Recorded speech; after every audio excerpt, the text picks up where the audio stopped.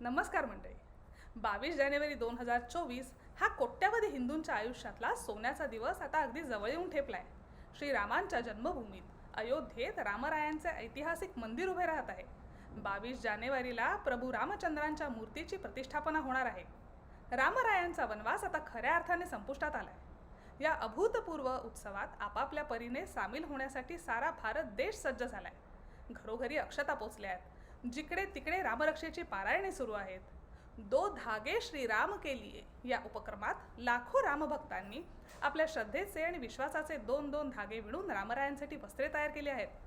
प्रत्येक जण राममय झालाय. मग आम्ही तरी कसे मागे राहू? राम जन्मभूमी मंदिर निर्माण या घटनेला आमच्याही आयुष्यात फार मोठं स्थान आहे. म्हणूनच आम्ही सुद्धा 14 जानेवारी ते 21 जानेवारी या सप्ताहात प्रतिदिनी गाणी, गोष्टी, रामरक्षा या स्वरूपात भक्तिसुमनांची एक ओंजळ प्रभूचरणी अर्पण करण्याचं ठरवलं आहे. हा उपक्रम गरजा महाराष्ट्र माझा या यूट्यूब चॅनलवरून आणि फेसबुक पेजवरून प्रसारित होईल. तेव्हा ऐकायला विसरू नका. जय श्रीराम.